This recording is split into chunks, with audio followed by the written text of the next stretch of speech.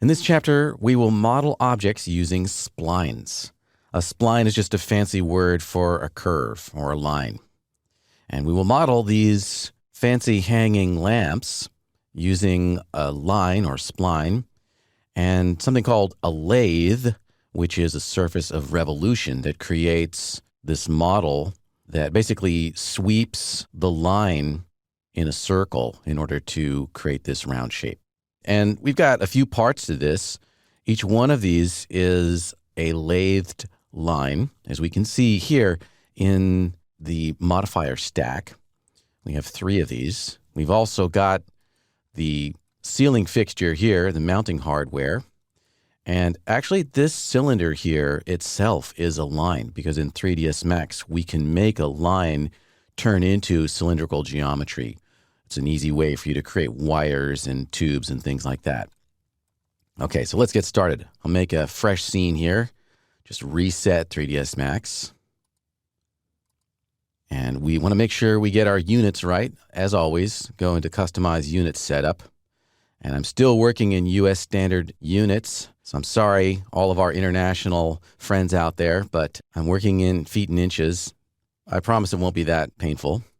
Let's also go into the grid, right-click on any one of these magnet icons, go to the Home Grid tab, and I want to have a grid line every inch, so I'll put in a 1, and a major grid line every 12 inches, put in a 12, and just expand the perspective view out a bit, maybe 36 inches from center to edge.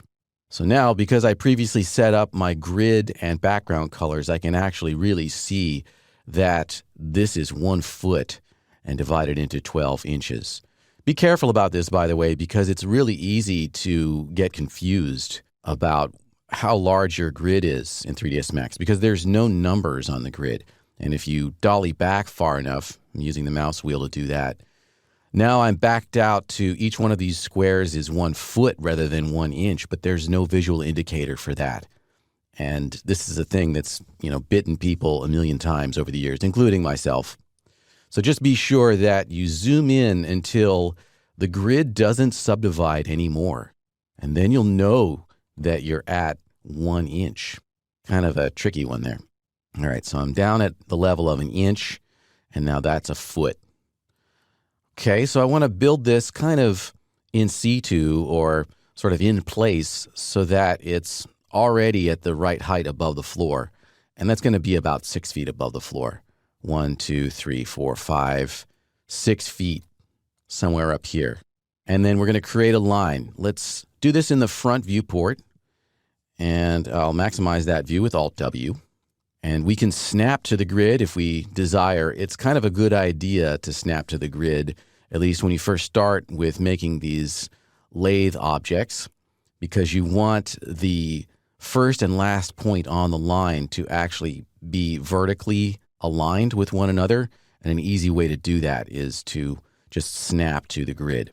And I can turn on snaps, just click the button that looks like a big 3 with a magnet. And now you're going to be snapping to grid points. And if you're not sure what you're snapping to, you can always right-click on that magnet icon again. And in the Snaps tab, just make sure you're snapping to grid points. We'll create our line from the Create panel. Go to the Shapes section. And in the language of 3ds Max, a shape is a line. And you have some primitive shapes like circles and rectangles and so on. And you also have a free-form line.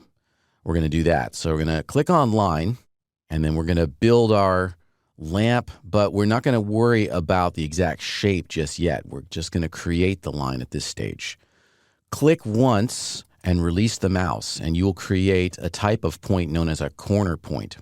And if you click and hold the mouse down and drag, you're creating something called a Bezier point or Bezier vertex. I'm holding down the mouse as I do this, and you can see I'm creating a curve. If I release the mouse, then I can go to create another vertex or another point. And go down here maybe and click again without holding the mouse just to create a corner point. And I only really need these 3 right now. And then I can right-click, and I've exited out of line creation for that particular line. And if I'm done making lines, I can right-click again to exit out of that tool. All right, so that's not very beautiful, but we're going to shape this up and make it beautiful in the next few movies.